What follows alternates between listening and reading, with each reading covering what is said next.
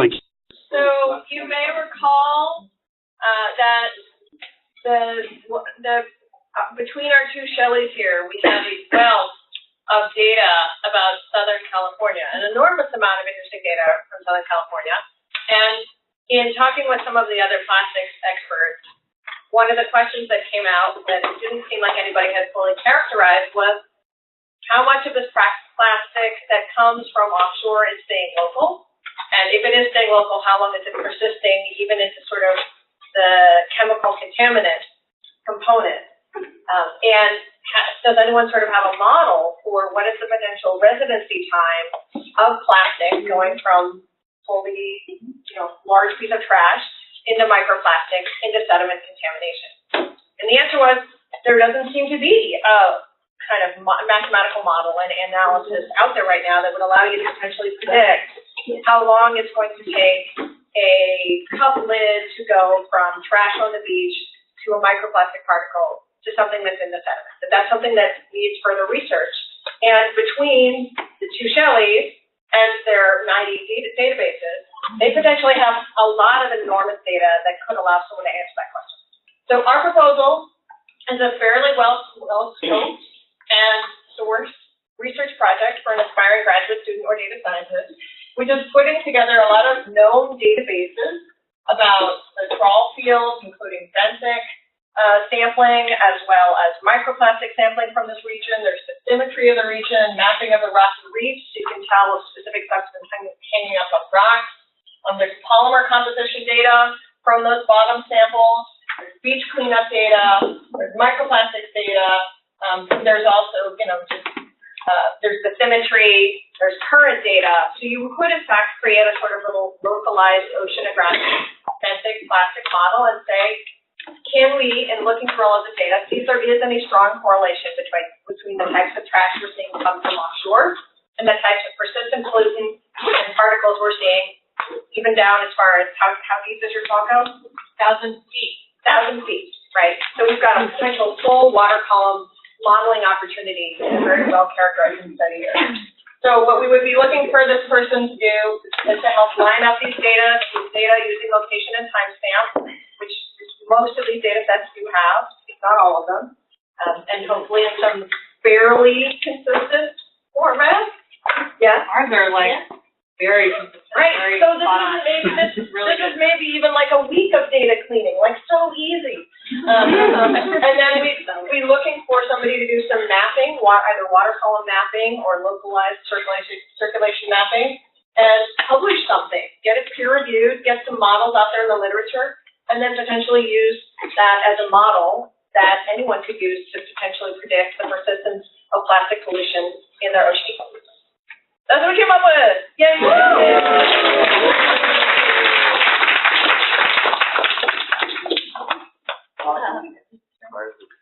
So I forgot to mention this. The way we're going to do voting, we're going to hand out stickers. I know it's zero waste, but go with the flow. These won't get in the flow, by the way. And you're going to come up and vote for your project life with the stickers. And then there'll be a visualization of the winners. So Tony and others can help hand around the stickers. Maybe just hand out a sheet of You get one vote for the best. You can hold your sticker on your card and it says ready to vote. You get one vote per person, and it's a People's Choice Award, so you're going to vote for the project you think came the closest at addressing the charge at the beginning of the day with their effort and their presentation, or just their pure charisma and style. Oh, great. It's your choice. It's your vote. We can vote for ourselves. Of course you can vote for yourself. This is America, after all. You can vote for yourself twice.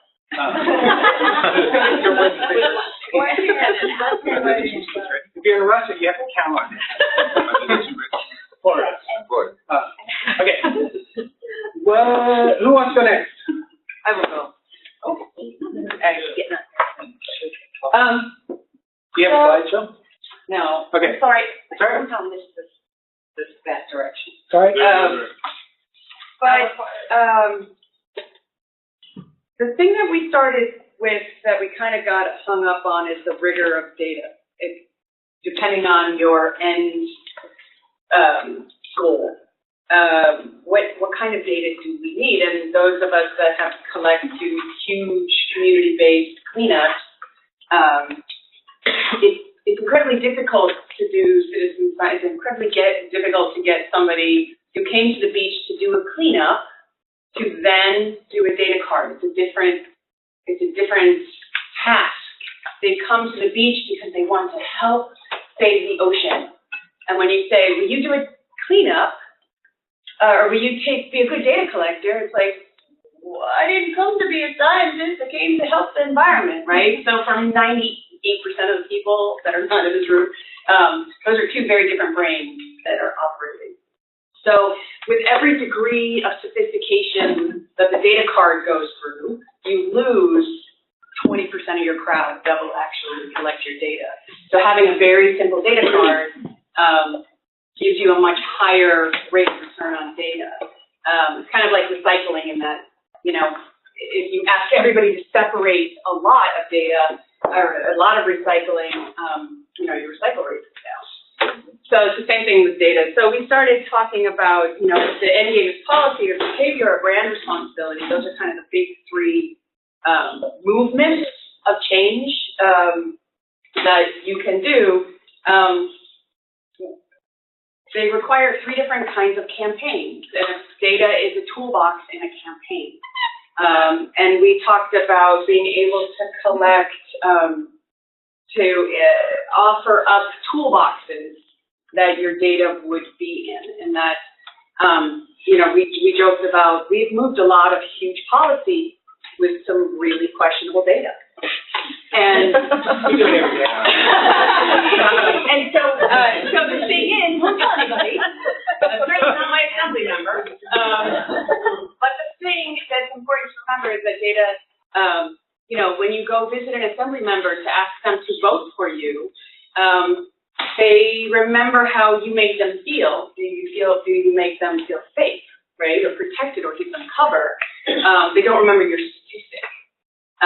And so, but you can't walk in the door unless you have that statistic. So, you know, the data has to be defensible for a lot of policy.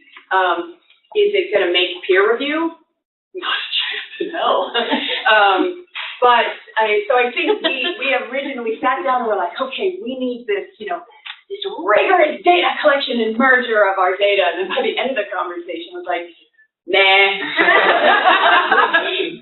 that we didn't. But what we did learn is that most of us that have kind of citizen science data, it's in the simplest, it's all in Excel. You know, it's not in super complicated platforms. And then the last thing we talked about, I think that was scale, that was interesting. If you're doing, you know, 10,000 straws in the beach in Santa Cruz means something. It means something very different in Los Angeles County with 11 million people. And it means something very different on a state policy. Like, that's not very many straws. Like, what is a lot? What is so many that you move the needle? And so the huge statewide data is excellent for showing these big trends, but you can really screw yourself up on a policy level if your data doesn't seem big, right? If your data isn't, you know, is that a lot of straws on the beach? You know, how many should there be on the beach? And so that's messed us up as an organization, talking about how do you scale up and down. Are you doing a single municipality ban, or are you doing a countywide ban, or are you doing a statewide ban? And so that correcting for population is a big step that we try to never miss. But this idea of having these toolboxes so that organizations and little NGOs and little neighborhood beautifications can use is really important. And making them in a sort of user-friendly. We talked about having cleanup cards at a data, or at a cleanup. One data card was for people who were very light green, like light nerd. And then having different data cards so that if some of your people will be able to go down and handle a 6-page data card when you get into brands and types of plastic and be able to call that out. 90% of people won't be, so you shouldn't eliminate them from the option. So as many tools in the toolbox as humanly possible, I think, is the rule. And we also learned that we're all collecting very, very similar data, the big five and the most hazards. So anyway, so the toolbox. Thank you.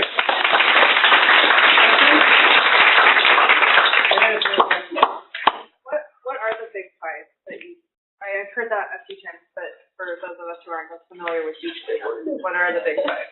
The big five, cigarette butts is always the first one. It's a big five based on the ocean conservancies.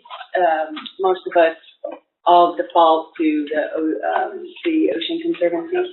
So it's plastic pieces, cigarette butts, bottle caps, wrappers, Styrofoam. and styrofoam. And paper pieces. Plastic pieces, which is like humanity, Homo sapiens, you know? Thank you. Who wants, Walter, you were going to go next, right? Good. So I think a little box full of stickers is making its way around the room. Make sure it keeps it. One sticker each. We have an algorithm focused on that to make sure only one person gets one.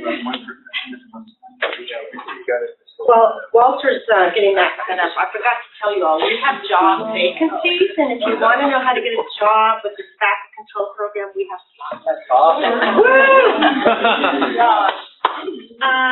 As I mentioned this morning, we're really interested in holding tobacco manufacturers responsible for tobacco product waste out in the environment.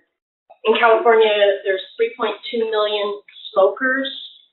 That's more smokers than the entire population of about 21 states in the whole nation. And if you add e-cigarette users, smokeless tobacco users, little cigar users, there's probably more like 3.5 million smokers, or tobacco users. So that's a lot of people to get to change their behavior and start getting them to put their cigarettes, disposing of them properly.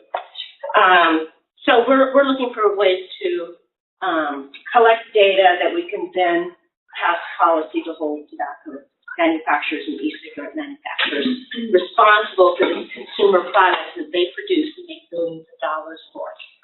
So Walter's going to show you some stuff with the Sure. BASMA data. Could I go first? Sure. To my Asthma data? No, I'm going to go through my little. Sure. Okay. Yeah.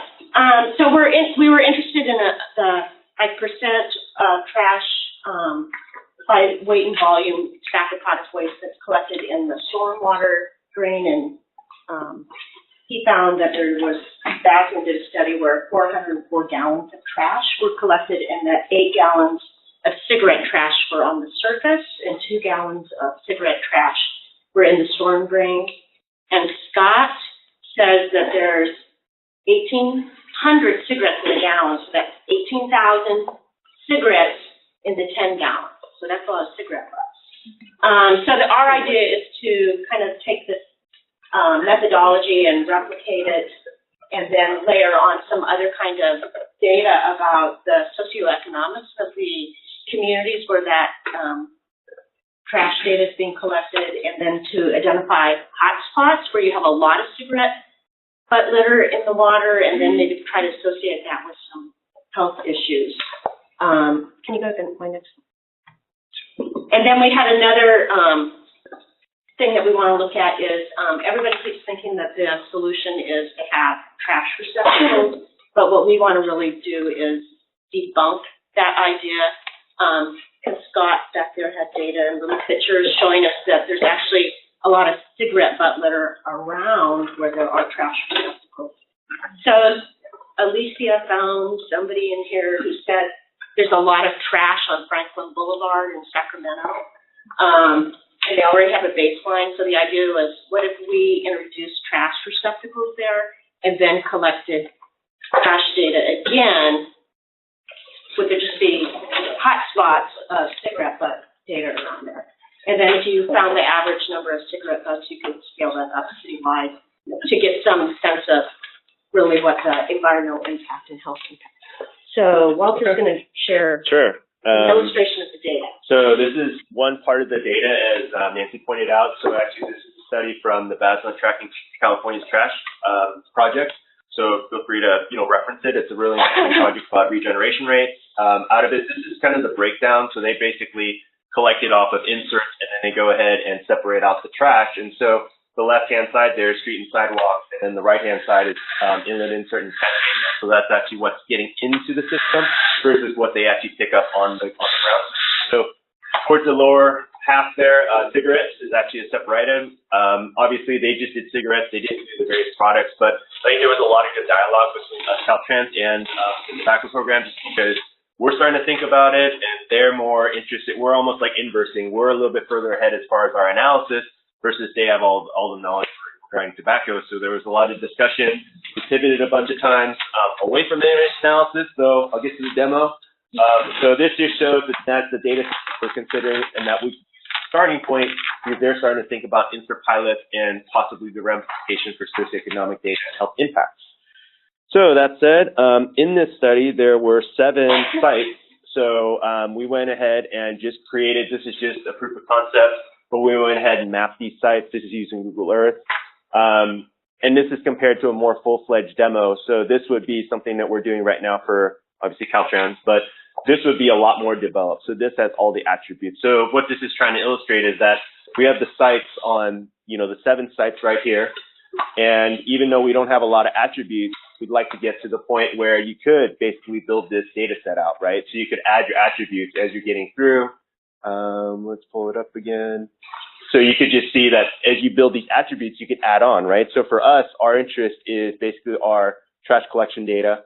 And then also, like we use a Cal and Ryro score and some other analysis. But, and once you're able to do that, next steps here, just trying to illustrate, but basically, this is a more full-fledged, once you do that, you can take all your attributes, and this is using Microsoft Azure Machine Learning. As I told the group, you can start to take the different attributes and basically run across a lot of different algorithms. This is developed, again, for what we're doing right now, but it's a proof of concept. And then off of that, you can start to make predictions and analyze data across different attributes. And on top of that, once you're kind of in this, doing this while you're at it, you can also do Jupyter Notebooks. So I know there was some discussion about homeless encampments. So we've actually done internal analysis. This is using just one site off of San Diego, District 11. It's actually quite a hotspot for trash collection. We're using our trash collection data, and we're using time series data. And in the BASMA study, in the original 7 sites, they actually have collections over different times. So connecting the dots here, right? We have BASMA data. We know it's a certain percentage of overall trash. We have our 7 sites. High trash areas probably have more cigarettes, and then based on that, we can start to plot it, develop, add more data, layer it on, and then kind of zone in, have the macro level be in GIS, and then zone in on a notebook where we can take either time series data, we could take it per site, maybe compare against site. I know there's a lot of data against counties, so we could do that as well. So, and this would then be reproducible because the Google Earth KMZ file, this would be a Jupyter Notebook file, and then again, you could share it with the team. So we didn't quite get there, but just kind of visualization was possible. So thank you.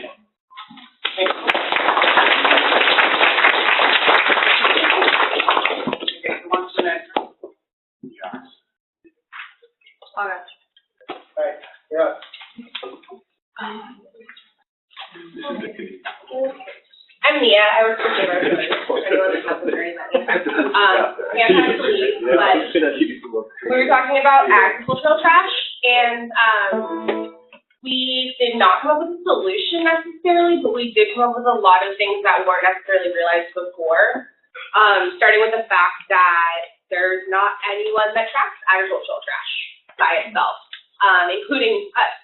So going forward, I'm restarting my kayak cleanup again next month, which is where we get most of our ag trash from the river site. And I'm going to, between December and April of next year, be doing kayak cleanup once or twice a month, and I'm going to focus on separating the ag trash and actually weighing that and calculating it and adding separate data spreadsheets for just that, so we can focus on really how much there is separate from everything else that we're always finding. And then the second thing we thought about is the fact that a lot of the agricultural workers come from bilingual communities or fully Spanish-speaking communities, and a big reason that there's no education based on that is because A, they did not grow up here and get an education, especially not in Santa Cruz with like marine environmental care and stuff like that, but their kids are. And that's what's really important to us. So Save Our Shores is working really hard to get into bilingual communities and work a lot harder on expanding our understanding of everything as far as what people know. If they only speak Spanish, how much they understand about what we're talking about.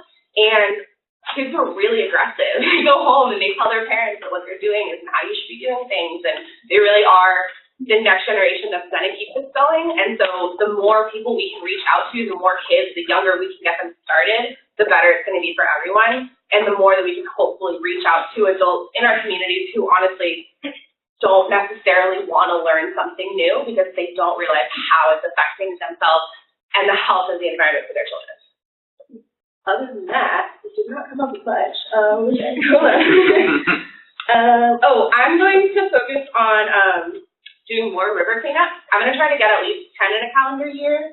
Right now I have 6 or 7 on my calendar. I want to get a lot more. And I also want to start to track the trends as far as, is there more ag trash coming out of the summertime or coming out of the wintertime? Is it due to storms or is it carelessness? Is it because we don't have a place to dispose of these materials for free, or do they just blow away in the wind, that kind of thing? That's all. Thank you.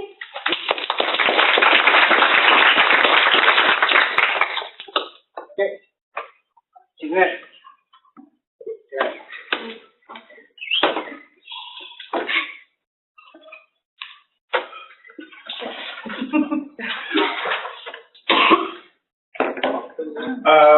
We're part of the municipal group. Our factors are MS4, track 1, track 2 concerns. I don't think that stands for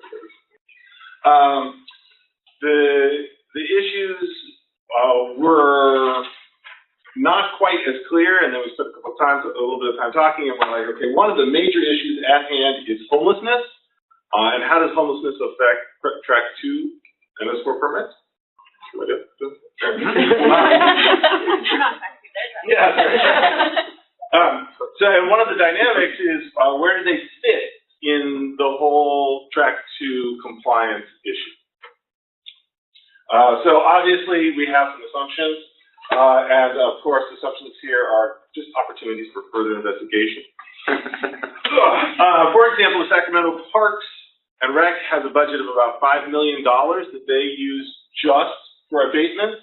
They had 4,000 abatements in this calendar year, and each abatement, total abatement was 1,371 tons, or about 337 tons. Sacramento's policy is, we have a 7-day-a-week trying to discourage re-encampment.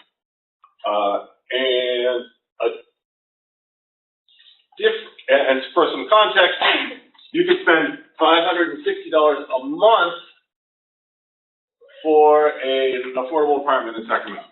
Now, obviously, there's a rate and frequency. A rate and frequency issue, but we can get that. All right. In San Jose, they have a $1.5 million homeless response budget. Of that $1.5 million, $800,000 in the fiscal year 2017-2018 went just to the trash contractor to take away. And part of this is about having the discussion with the policy formakers, policy creators, as well as other stakeholders.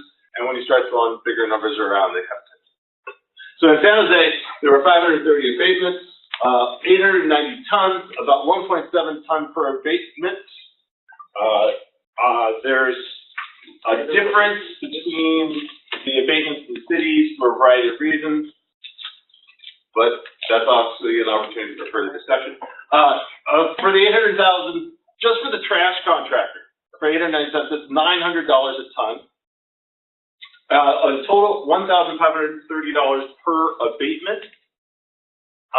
The water district in San Jose provides services as well, and the budgets are matched 1-for-1. So as for the entire entity, it's $3,000 per abatement. And in the abatement, there's police, housing staff, environmental staff, park staff, so lots of stakeholders. And then there's all of the people who come before and after. That budget factor is just the people who show up. To give you some context, a medium barrel trash can for 64 gallons for 52 weeks is 1.6 tons. right? Versus, so this is a household with 1.6 tons versus single abatement on average of 1.7 tons.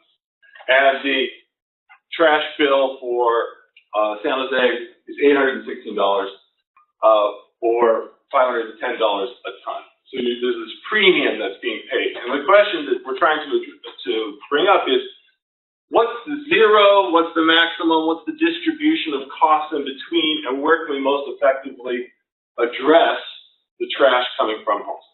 In San Jose, $750 a month would get you an affordable apartment, and obviously when these are affordable, that's Low income.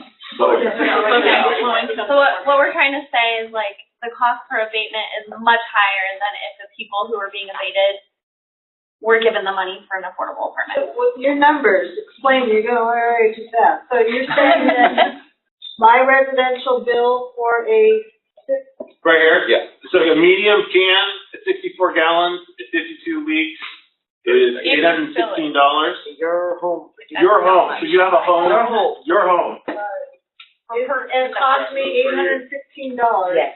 If you're in the city of San Jose and you have a medium can, yes. Versus cleanup sites is costing you how much for the same amount? $3,000. It would cost $3,000 for a single abatement or on a ton-to-ton scale. So $816 for a house and $900. But your abatement includes staff time. Oh yes, lots of staff. So we're not talking apples to apples here. Why? So we didn't include staff, right? No, we didn't include staff time in the abatement cost. Got it. So, and there's different staff. There's staff that are included in the budget, and then there are additional staff not included. Okay. So obviously, there's many opportunities. There's an apples for apples. There's issues with distribution and frequency, and so one of the questions is about who are the major offenders. Right. So there's a gentleman who has lived in the same place. His we'll call it trash footprint is almost zero for decades. And there's another gentleman who had 8 tons in the last abatement for $7,200. So one of the first questions that we needed to address is, who are the major offenders? You know, we could create a bunch of methodology, but one of the things we realized pretty quickly is we could just talk to the service workers, policemen or rangers and social workers who are working with these individuals, and we could find the answers from them.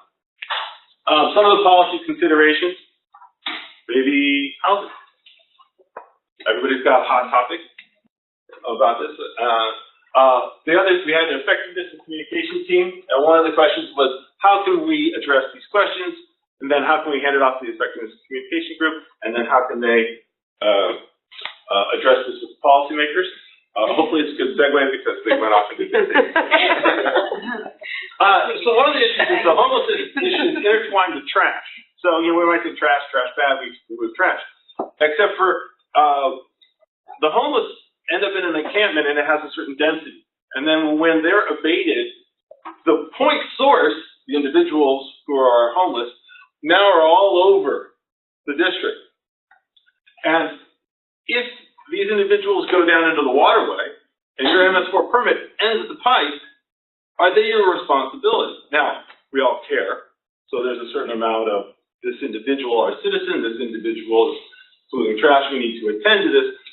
There's also the legal requirements versus the individuals who are homeless and they're in front of the storm drain, right? And to what degree are they our responsibility? And we all agree that they were absolutely our responsibility, and we're trying to adjust how to take it. So, quick ask, if any of you are in the municipal and decided to go off and do something else, please, we have a bunch of people who are challenging or working with this topic. Please contact some of them. Thank you. Thank you.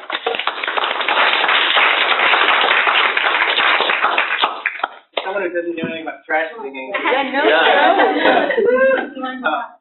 Okay, so next, so questions? No, I was asking if I can go next. We're also the homeless group. Of course. We just live in Massachusetts. Thank you. You're next. Okay.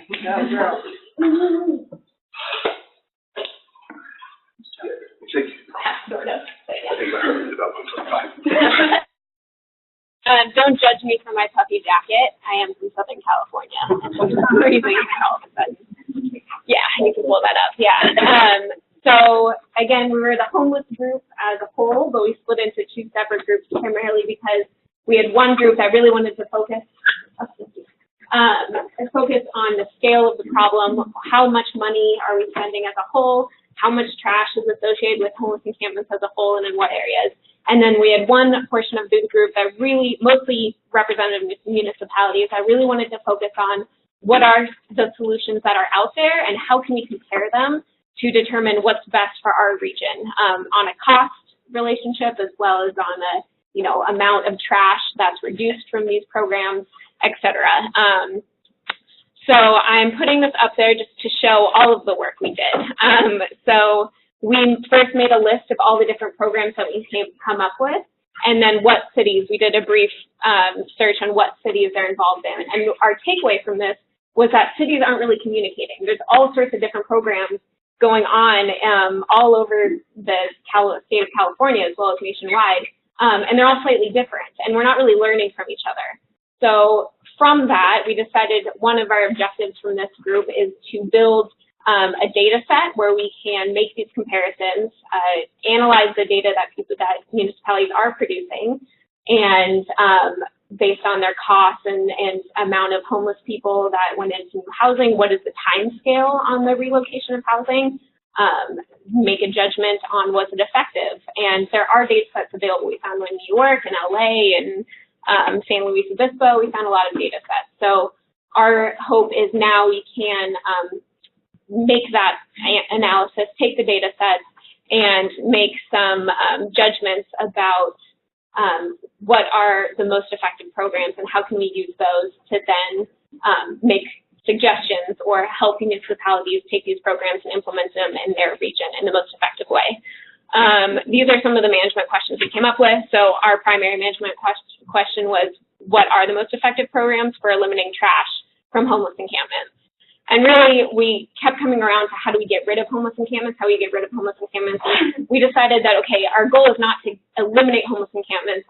We'll always have homeless problems, but we want to reduce the effects of those homeless encampments, and we just want to reduce them in general.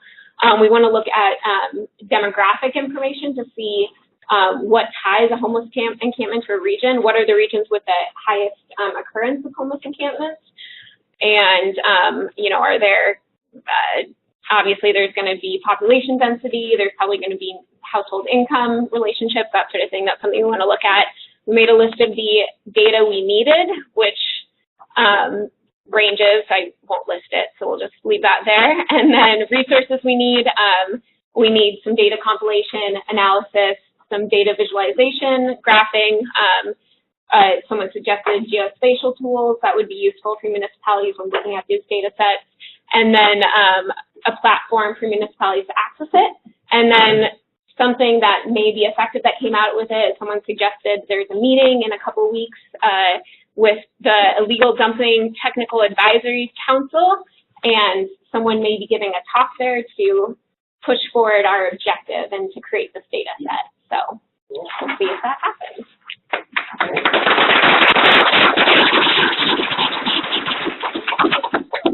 All right, who wants to go next? Jeff and then Gary. Like, we'll stand and make it warmer in here. Yeah.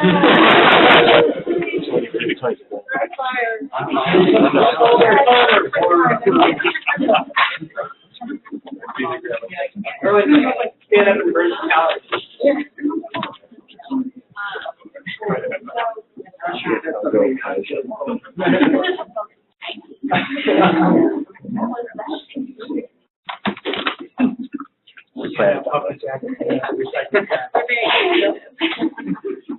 So we will focus on plastic and big data, but this, frankly, I think spans to more things beyond just plastic. But the whole idea is to create really this power portal so that we can all dive into the data. So here's a look at the current situation as we see it. You have lots of different stakeholders, right, from activists to policymakers to individuals to schools, brands, NGOs. And so that ends up causing this problem. You have different formats, you have different inputs and different inputs. And part of the problem, we think, that we got to our conversation was that there's just a fundamental truth that different people want different things at the end of the day. And so our goal for the Power Portal was really to make sense of this mayhem. And so here's how we looked at it. Like, what is this Power Portal, this magic box? What does this thing really need to do? So here's just a few of the requirements. Well, it comes back to, it depends on who you are, right? So whether you are one of those things, whichever one of those you fall into that we listed earlier, or another one that we didn't list, that's really going to determine sort of the thing that you want at the end. So here are some of those requirements. It must have common formats, the ability to absorb common formats. The input mechanisms need to be really, really simple. Because as Meredith, I think, was explaining earlier, once things get complicated, you get a huge drop-off in participation. And then ideally, this should be a one-stop shop that anybody can find and really access from any place. The other things we think it needs is it needs some element of governance, right? So when you have all these disparate groups and individuals putting data in, like, you need to determine, you know, what if there's somebody that's inputting data that's not clean? What if it is someone that shouldn't have access? So there needs to also be some sort of administrative control. At least that's how we see it operating in the beginning. And then the data, there needs to be some level of validation. Orestes brought up the point earlier of having like a scrub that goes through deduplication efforts to make sure the data is as pure and as clean as possible so that the outputs can be as clean and as pure as possible. And so, Chris, you want to take it from there? So as a first step, we actually took a look at the data that was in the Google Sheets for this trash data dive, and we wanted just to disentangle that to see, at least spatially, where is all this data collected, because different stakeholders want different spatial frames of data. So over here, it's a little biased. We had a lot of towel recycle data, so we had a lot of waste management. There's landfill data, a lot of secondary data sets, and recycling. But then there's some ocean data sets, a lot from the research, some MS4 data from like the visual assessments ranking system. We had coastal data from coastal like beach cleanups. So we took that apart and just like tried to categorize those, and then we placed it kind of within this like conceptual framework so we could kind of see where are we all at here. So going from trash, like if you go to my right, your left, it'll be more on the litter side, and on this side, it'll be more on like waste that's normally managed through a waste management process. And then the numbers below indicate how many data sets were in the trash data dive data set. So we thought this was a good way, at least at the start, to like unpack what data is out there. We had an idea to make a heat map out of it to see where we have a lot of data and where we don't have a lot of data, but it's not a representative sample of all the possible data sets, so we didn't do that today. But it's something we could do as a next step. Another thing we could do as a next step is just try to take a look at what's permitted. Like a lot of the efforts in the statewide trash policy has been with the MS4, but as people have mentioned about encampments, especially within creeks, there's not a lot of data on non-point sources. And another thing, you ever seen that graphic? I think it's by Menard. It's Napoleon's March for Russia. So he takes his army to Russia, and then he comes back to France. Using like the conservation of mass, we could see maybe we could do a flow diagram of where the trash is going. Maybe not on a whole level, but maybe on a small site. So that, I'll hand it back. So can I have a web browser? I don't know if we have a Wi-Fi. Yeah, we may not have access. We can try.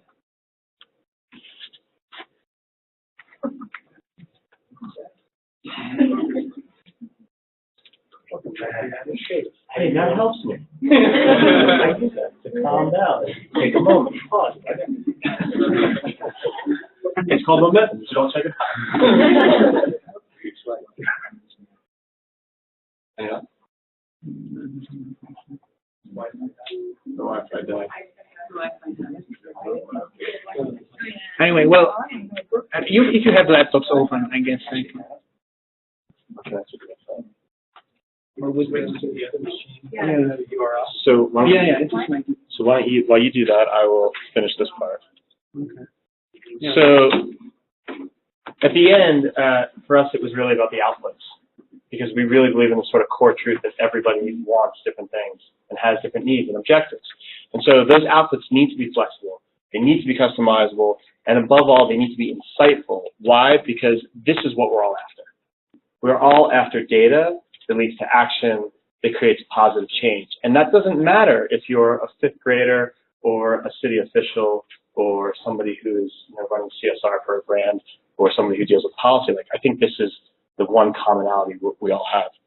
And so here are some of the outputs that we think this Power Portal can have: hotspots and trends and predictive analytics and the ability, Simona brought up a really interesting idea, like to measure the impact of policies and changes that are put into place, right? So that when we actually put a change into the system, we can understand from year to year how we're doing. And we have. Do we have any? Can we switch? Yeah.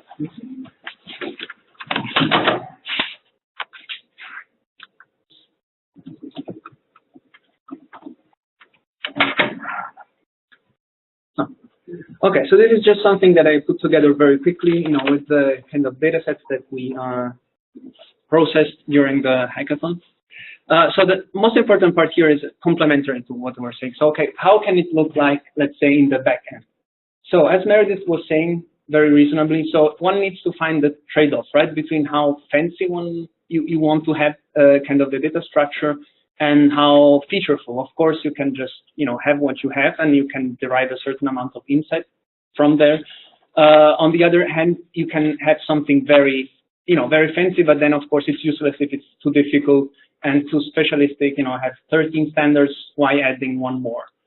So, finding this trade-off is a challenge, of course. And the proposal, which is more or less exemplified in this repository, is to use something which is called the data package.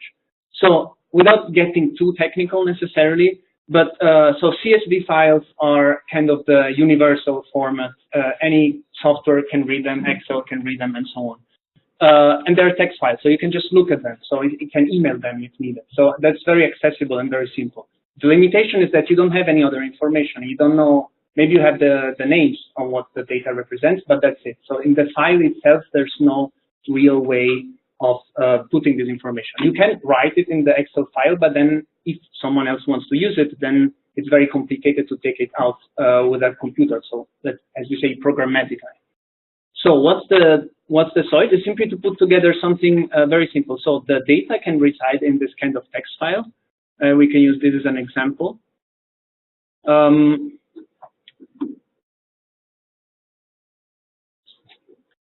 So that's, you open this file, you can open it very quickly with Excel on any other software.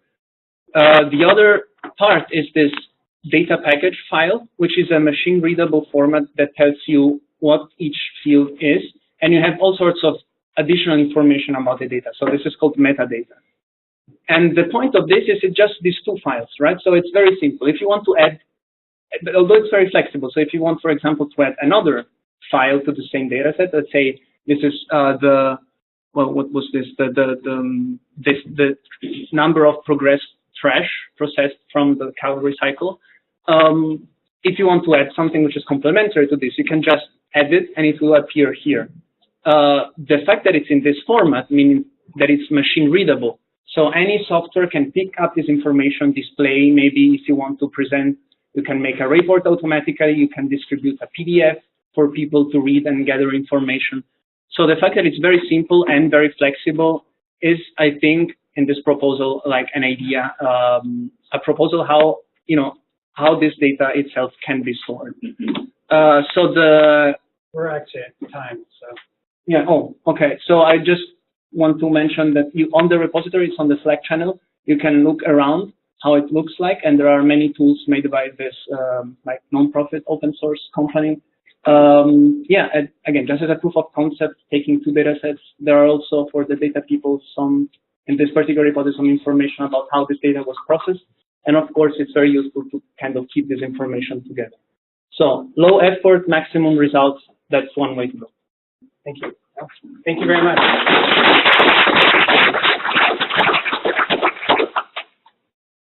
Okay, so Gary, are you on the I'm not sure. Yeah, we have a slide. Are they in that machine? Huh? Yeah. Okay. by the way, we're going to make all the products But the PowerPoint. and Oh, it's Yeah, fine. this makes it more interactive. one of the things that I'm going to try to do is ask my staff to fill out like a template Tableau? from each concept, and they work with the team. Oh, it's just in the. Yeah, and then it's on, you can Common field of like, Okay, do you want to start the Tableau? maybe a little bit. Huh? Oh, it's the trash data that I see. Yeah. And then we'll put that on a website, and we'll maybe be able to work with partners to develop into full repository things. Okay, so I'm going to talk, but I'm going to have the team sort of chime in here where I forget to say stuff. Team Risky Business, that is what we're called. We came up with this concept of what we want to understand, and it's really the risk of trash impacts to receiving waters via delivery and stormwater in cities. What did I do? I went the wrong way. Did I break it already, Tony? So that's the size of the problem, right? That's the pile of trash floating around between California and Hawaii, the size of Texas. And the task that we're going to describe what we think we're making some progress towards is identifying whether or not cities are stopping their contribution to that pile, right? That's what we collect data for, to know whether or not that's going to happen over the next 10-year period of time. So what we want to do is have this integrated way to use disparate data sources to help cities both target priorities for trash actions as well as track progress towards their trash goals. They actually have to do that. It's the law now, right? And we're saying that risk is this concept wherein we combine the magnitude of the impact, size of the pile of trash sitting on the road maybe, times the likelihood of that impact, right? We're usually sampling, can't measure everywhere all the time, so there's some likelihood that we know based on the data we've collected of that impact actually occurring. You put those two things together and you get the risk of that impact on the receiving waters. So that's the magnitude. We can get at that through visual assessment data that lots of cities are doing throughout the state to try to, if they're on track 2 for trash compliance, to quantify how clean or trashy their streets are. And the likelihood, we combine a number of other data sources together to get at what that likelihood is. How am I doing so far, team? Okay. So we're talking about the Trash Mash app. We want to mash up all these different data sources together. That wasn't me. That was pretty good. Okay, so mash up the data, reduce the risk. Similar to what Jeff was describing, oops, am I going the wrong way? We're always going to have different data sets, right? Because they're collected for different reasons. If you're interested in the sources of trash because you want to affect some policy decision, well, that's different than if you're interested in how much trash is getting into the storm drain system. It's never going to be apples to apples because it usually requires too much compromise on the side of the different people having to use these data. But we can use them together even though they're not apples to apples. They all contain useful information. We just need a structure. We need a framework that we can put them together in some logical fashion to get something out the other end to help us make a decision. So it's sort of a weight of evidence approach to define trash risk, similar to the way the water boards deal with water quality data, right? They take all comers for water quality data. You qualify them appropriately based on, say, the level of documentation or the level of QA in those data. If we can do a similar thing with trash data, we can incorporate really disparate types of trash data. The other concept we thought was really important is being being able to update the sampling design with new information as it becomes available. We know the least about trash conditions around our cities right now than we'll ever know. We'll know more in 2 years, and we'll know more in 5 years. And that knowledge can help us update the effort for trash surveys or mitigation actions, right? If the information after 3 years tells us that somewhere is really clean and every time we look it's really clean, well, that's useful information to reallocate those monitoring resources elsewhere and at least look there less frequently. There's only so many resources to look around for trash. So if our system can incorporate that information iteratively, we can be more efficient with those resources. So different data sources that we have at our disposal. We have these visual surveys being done throughout cities via the OVTA, on-land visual trash assessments. We're going to have, we didn't nail down the name there, did we? We've got Trash Stash, Trash Cache, and the Trash Mash app are the options. We're going for charisma and style for a point. You can probably tell. The other data source we talked about was imagery from traffic cameras, aerials or drones, or vehicle mounted, like Walter has talked about, and Drew, right? Crowdsourced trash apps and cleanup, like Literati. Public Works Department, we mined some data. What was it called? Salinas Connect. We saw some big items. Another example, the Public Works Department gets called to come pick up big items. You know, we don't get that with some of these other ways of gathering the trash data. We'd like our app to be able to focus more on quantifying what the volume of trash getting into the storm drain system is. So different from something like Literati that it's a lot of imagery of single items, identification of sources. We would focus on, oh, geez, almost there.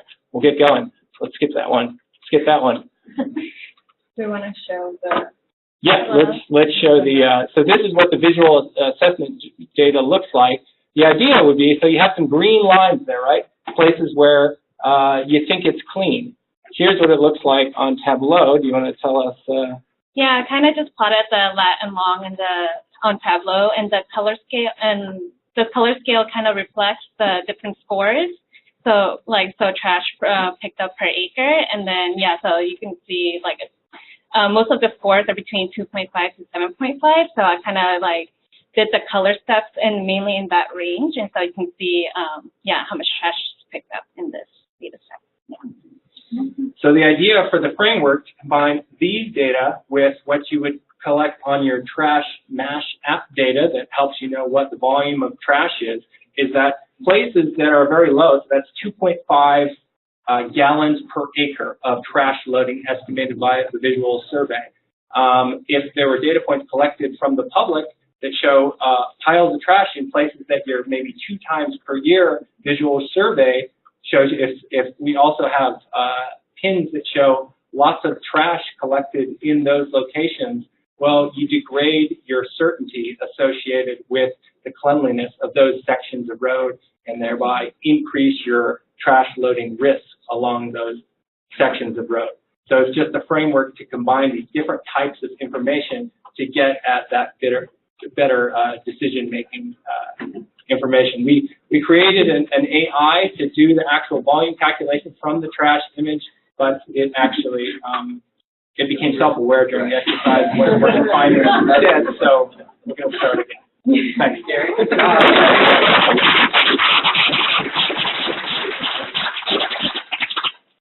All right, I think we have 2, 3 teams left. Ag, marine debris. Who else has to go? We did ag. I'm sorry. EJ. So who wants to go next? And Drew wants to give a presentation. Are you ready? No, I'm going to charge my computer. Okay. So Drew was doing the nerd out session that was pretty interesting, I think. So he's going to summarize that. So who's going to go next? EJ, want to go? Let's do it. EJ, it is. Mm-hmm.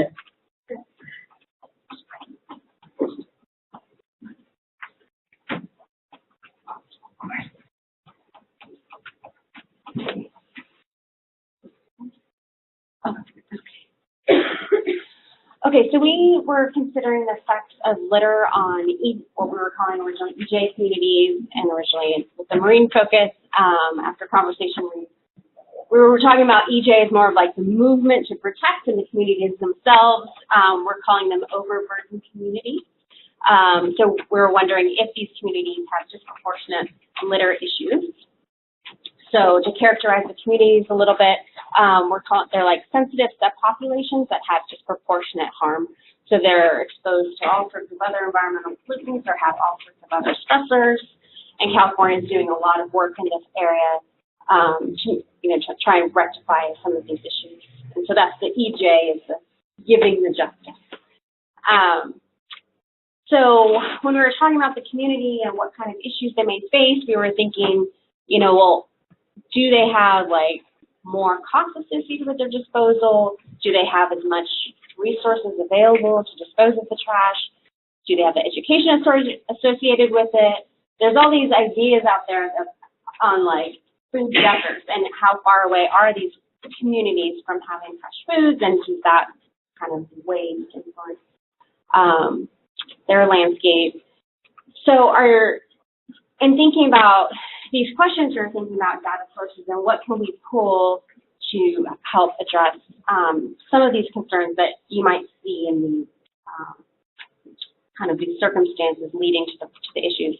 So the questions we came up with are there fewer cleanups in these overburdened communities, and what are the litter-related costs associated to these overburdened communities? Oops, that was supposed to go away. Sorry. So what we did, we identified a lot of relevant resources. So CalVirusScreen to help identify these communities. CalRecycle has some information on amount of disposal.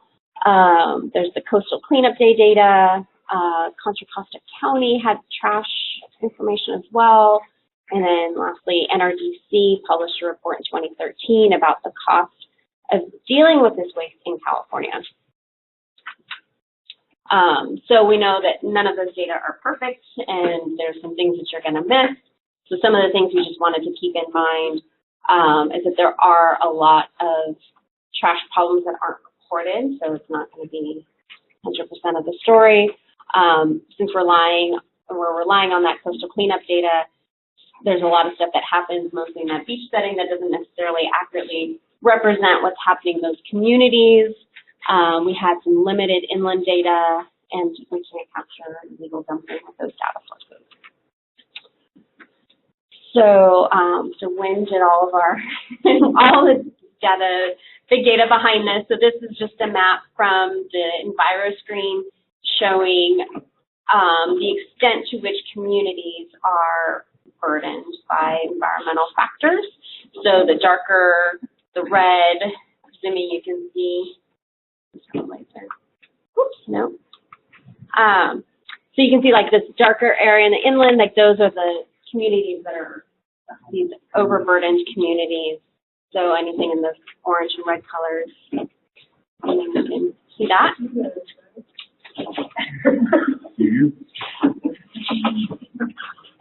So then we plotted that information against the total number of cleanups that was provided in that data set, and we're seeing that there are fewer cleanup events happening in those EJ communities, or those overburdened communities. We looked at the amount of trash disposal as characterized by CalRecycle, and interestingly, we didn't see too much variability with the median across. So the y-axis is that environmental burden score. So the lower the number, the better the community is doing. The higher the number, the worse they're doing. But you don't really see too much of a difference across. There was quite a bit of, you can't start getting more divergent outliers. We don't know how real those data actually are. But all in all, it looks like they're disposing the same amount, but they're not getting as many cleanups.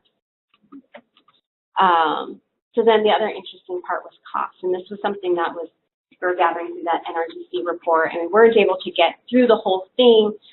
This is kind of a different set of axes. So the bottom rather than being that EnviroScreen score, it's out of 10. So the higher the score, the more disadvantaged. The lower the score, the better off they're doing. And so if you can see kind of in the $10 per capita range, it's all kind of equally distributed. It's not, there's no strong trends between the lower and the higher disproportionate communities. But then you start seeing, well, who's spending a lot? And you do see quite a bit going on in these kind of in the more middle of the road type communities. So anyway, so that's what we found. Yeah.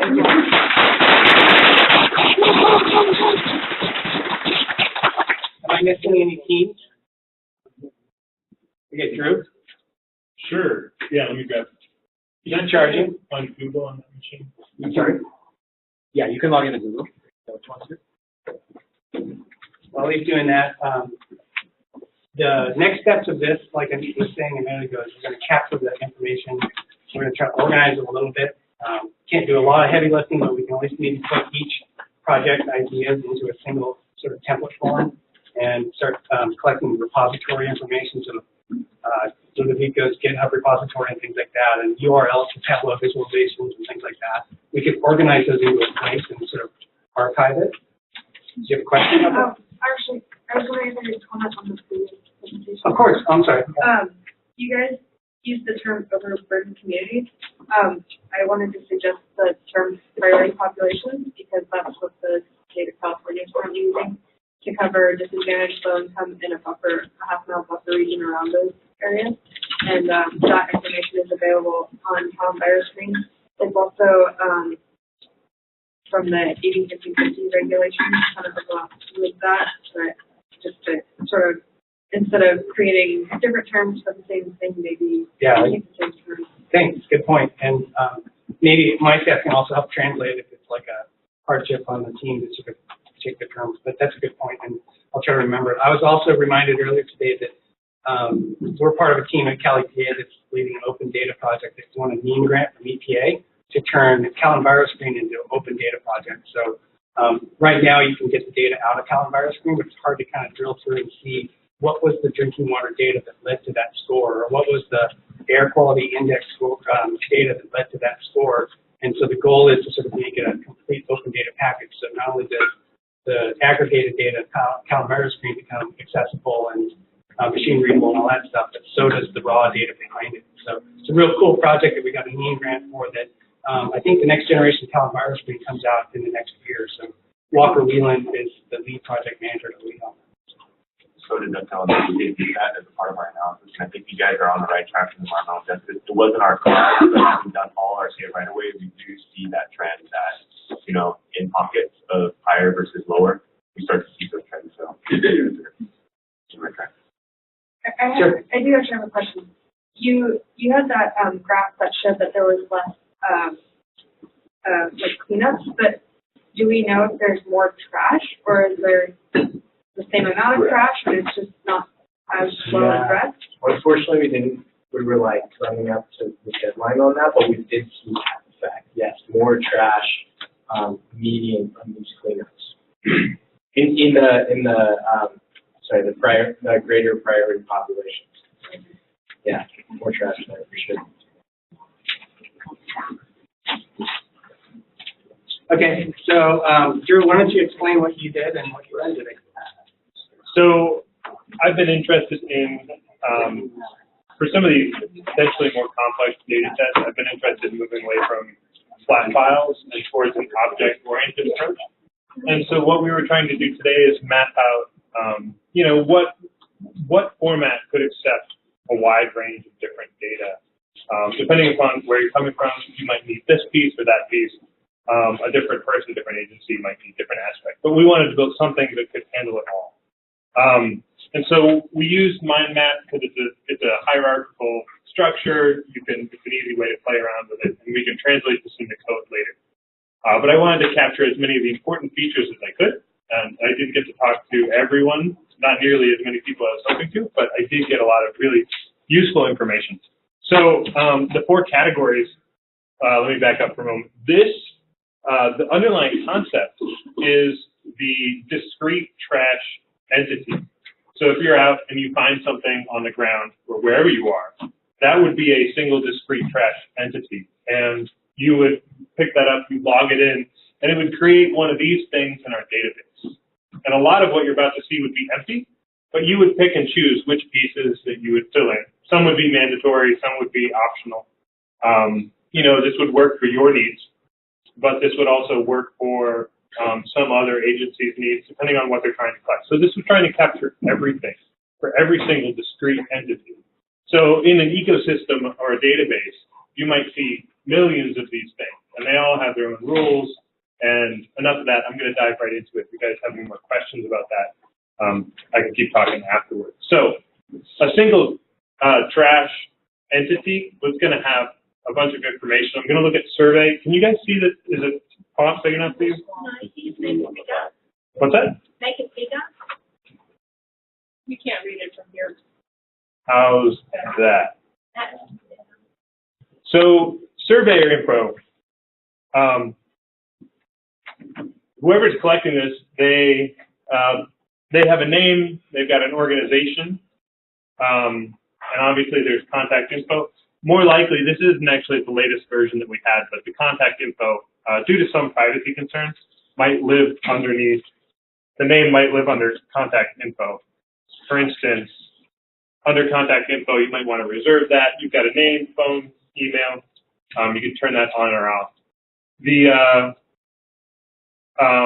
Another point that was brought up is all of this information to the left, to the right, so organization, all of this stuff is a child to surveyor info. So it all pertains directly to that. And the structure follows that same principle.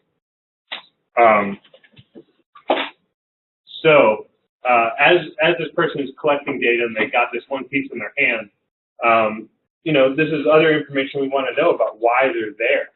So we've got who, we've got contact information for it. And we want to know, is this collected in open data fashion? Is it a mandated effort? Who's a parent organization that's putting on this effort? So these are some interesting concepts that we talked about, and maybe something that we should include with each individual piece of trash. So I'm going to back out a little bit and skip attributes right now because that's our largest category. So the status, did you pick it up or did you leave it there? That's an important piece of information to know. Another thing that we talked about that I didn't include in this is quality. We might want to, and I don't necessarily know that it lives in status, but I'm just taking a note right now. We do want to make some kind of estimate on the quality of this data. And I'll carry on. So, did you pick up that piece of trash? Yes, no. What are your concerns? How did you dispose of that? I don't know if there's such a thing as like a priority cleanup level, but there's a place here to continue that conversation. So, these attributes are really trying to get at the who, what, where, why, and when of this piece of trash. So the geospatial timestamp information, everything's going to come with a timestamp. If you get a lat long, it's got to have a timestamp. If you get a polygon or a polyline, it should have a timestamp. And we want to collect that stuff. In case it changes or you go back and you find the same piece of trash that's in a different place, it would be nice to be able to, pull that out of the data. So, on every single individual piece of trash, this is where it does get a little bit large, and I don't want to overwhelm everybody at the end of the day. But I guess I'm going to do it anyways. So let's see. Literati, their cone classification seems to be a robust way of classifying these trash. I don't know if everyone got a chance to look into the details of that, but basically the cone classification, please correct me if I'm wrong, but it gives you 4 different ways to uniquely classify any piece of trash you might encounter. So, it may have a category or not. It may have an object or not. It may have any combination of these things, but if it's got an object and a material, you should be able to uniquely identify that thing. And so I can expand some of these if you guys are interested. The power of the comb classification technique or whatever it is that it's entirely expandable. So if you find an object, there's a lot of objects out there in the world, and you need to add an object to this list. That's an easy thing to do. You can just tack on a new object, and this totally expands, and it doesn't prevent certain classifications from existing. And that's one of the powers that I've come to recognize in the comb classification scheme. So I'm just going to step away from that. There's a materials section as well and a brand section as well. And Literati and Jeff, they've done a whole lot more work than I have in that field, so I'm just going to leave it there. Attributes associated with this discrete piece of trash you might pick up: weight, volume, count, and those things. You don't have to collect any of them, but you can collect some. You might want to just collect an image associated with this piece of trash, which is further down, an image or video. You could be able to attach this to this thing. There's a section for pathways. And again, this isn't the latest round, but just a note on. Sure. Yeah. We got to wrap it up. Sure. But can you quickly tell us how this kind of an effort informs somebody out in the audience doing a project? Data collection, database design, something like that. Real quickly. Less than a minute. How do we use this? So this may be a way to, if we create something like this, this is an object-oriented database, so it exists natively in Python and R, different languages. If you had something like this, you could go around and crawl different databases. And, anytime you find a flat file and it's got a single row of data, you could pull that out, plug it into this thing, and suddenly you've got an object database that lives natively in whatever language you work in. That means you don't have to translate it. You can attach functions to each one of these things. You can have this piece of trash exist in your ecosystem to do things or respond to precipitation. You could have it calculate whatever you need to. So that's the kind of powerful, broad scale approach. It's a bit of the Rosetta Stone idea of how does any piece of data come back to be useful to us. Yeah. So thank you for your work on that today.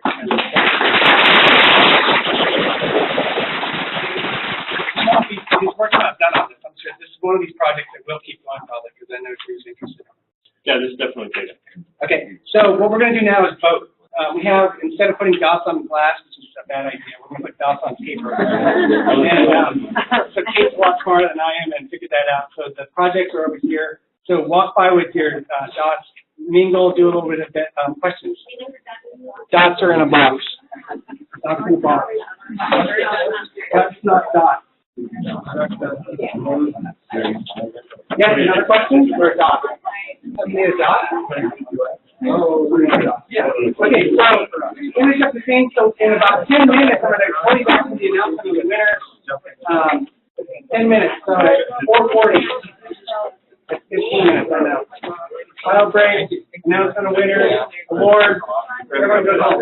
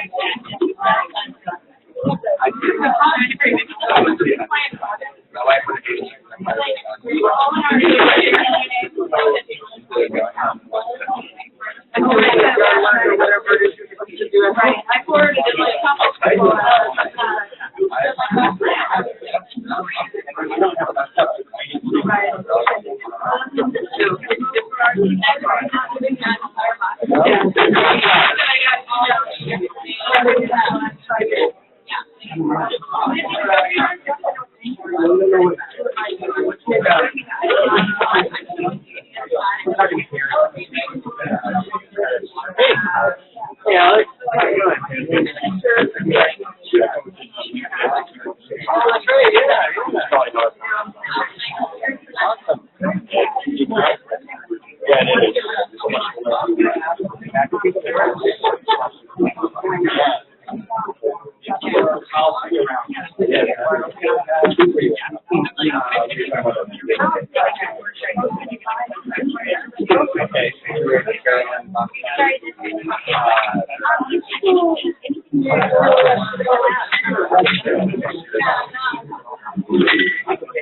yeah.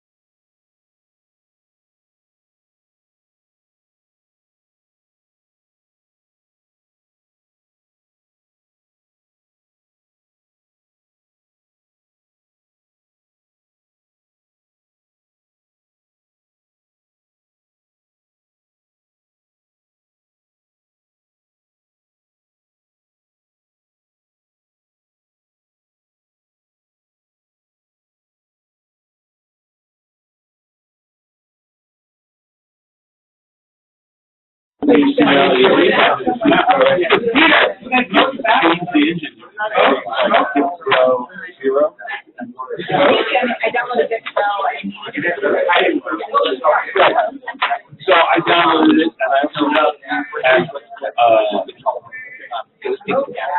went through like 1,000 downloads and then 1,000, and then I finally realized the problem was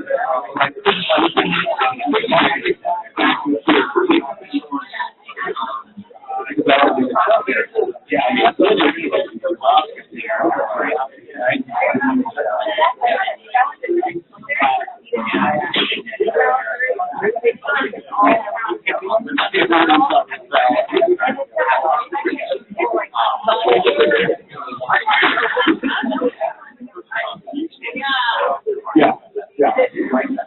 Yeah, don't worry, it's open, but it's not functional enough for anybody to use.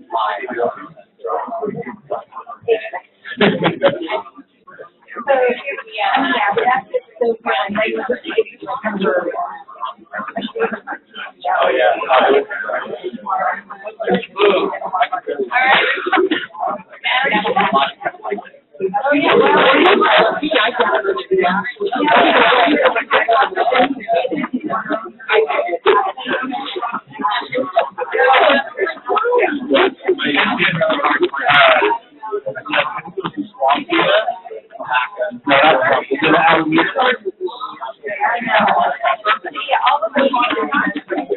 There's probably a problem. We found some loose ballots in the front.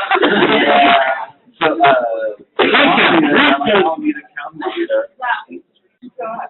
drowned out the rest of the data. So when I got the data, I thought very feeling and I mean, literally, I realized, like, oh, this is not like all the type of trash.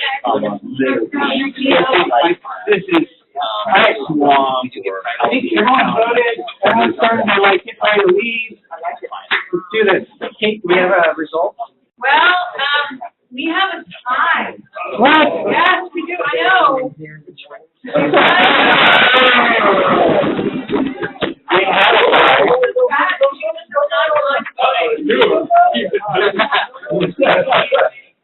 We got another voter here. Oh no. Vote your conscience, right? Yeah. Vote your conscience. Great There were three voters. Three voters. Three-way tie. Okay. Anyone who thought you voted? Oh. All right. Oh! See the portal. 2, 4, 6, 8, 10, 12, 14. 2, 4, 6, 8, 10, 12. Data power portal.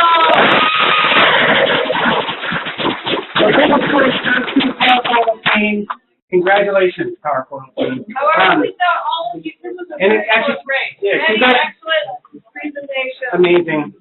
So anyway, thank you everyone for all your energy. The winners get cups. We got a little bit of good So swag. you know there's not enough for everyone, but I'd like to do that. Distribute it among your team. Oh, wow.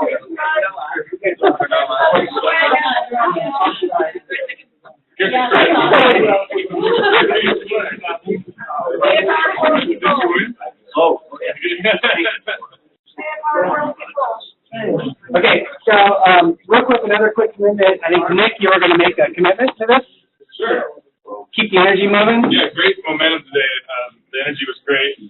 I'm the executive director for the California Water Quality Monitoring Council, which is legislatively mandated to help coordinate water quality monitoring, ecosystem monitoring across the state, to create efficiencies, kind of help bring groups that are monitoring for similar things together and establish, common methods and data comparability. A lot of things that we heard today.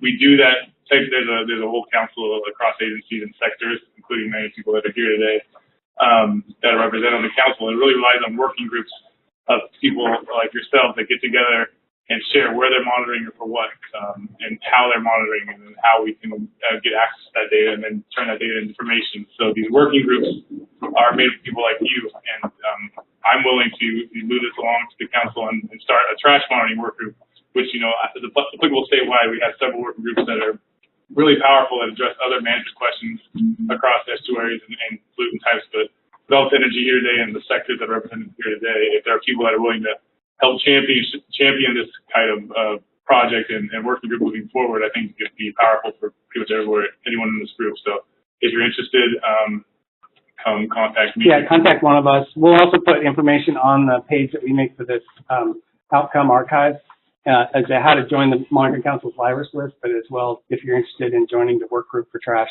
And it could continue conversations about both the data, the monitoring methods, the collection techniques, as well as you said, turning the data into information with some of the visualization prototypes we saw today. So that's a great offer to sort of keep it alive in an actual institutional venue called the Monitoring Council. So thanks. Tony is actually one of the work group chairs of a different work group, data management, and also with whatever Eco Atlas one or the Wetland monitoring. Wetland monitoring one. Yeah. And Shelley, you are also helping with the trash monitoring protocols through the Ocean Protection Council. So I think it might be a way to have a conversation with Tony and Shelley to keep this trash thing going in the Monitoring Council's world. So that's an easy way for us to sort of help support it, but it'll also help tap into your energy of next steps, how to further digest this data into useful information. So anything else? Questions? Announcements? Exciting announcements? I guess one, the most relevant to the bottom trawl topic, if anyone's interested in doing that project, it kind of fits within an open grant opportunity that NOAA has right now. It's only open through mid-December, but it's targeting risk assessment and exposure studies for marine debris, plastic, or fishing gear, whatever debris type you choose. Benefits to habitat after debris is removed, and then safe and transport collection. Essentially applicable to that project. Great, I'm sorry. Yeah. Yes. We also have a project with the Ocean Protection Council, collecting data on trash in a broad sense for the state of California. So we're looking for partners who are trash data geeks, like and we're super interested in like the Power Portal and developing a database that data architectures that are going to be very flexible for helping us deal with all these issues. So we've been in touch. I'm waiting. And it's Holly, is she contract manager on that one? Or she is, yeah. She's the manager of Ocean Protection Council, and I'm kind of leading a working group within that focused on trash data. Thank you, man. Anything else? Anyone else? Announcements? Questions? Please take job flyers. Job flyers. If you know anyone, health educators, research scientists in particular, and there is some tobacco control swag. Get paid to hack for tobacco trash. Right. Yeah. And then I know that Annalisa is gone, but she has a vacancy right now for a water resource control engineer doing data science and modeling too. So if you know anyone that could be an engineer in a state class that wants to do this kind of work, she's actually got an opening right now too. Any other last minute, Tony?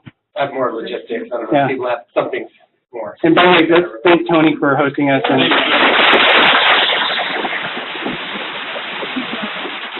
thank you, Tony. Yeah, I just actually wanted to thank you all for coming to our facility. It's great to have you here and wanted to welcome you back in the future. Please just let us know what kinds of things you'd like to do. Also, in terms of logistics, how to get out of the parking lot safely, it's best to continue down around this way and then make your way onto the street out here, and then you'll hit the light, rather than trying to do any kind of U-turn situation. So you'll find this area as an exit at the end of the parking lot down here. So, good to know. Yeah. Plastic return. Plastic return, there's a box on the table. There's also a ton of tobacco swag that they bought. So grab a hat, grab a sticker, grab a whatever, t-shirt, things like that. There's things. Yeah. Okay. Thank you, everyone. Have a great weekend. And then that way we find it. All right.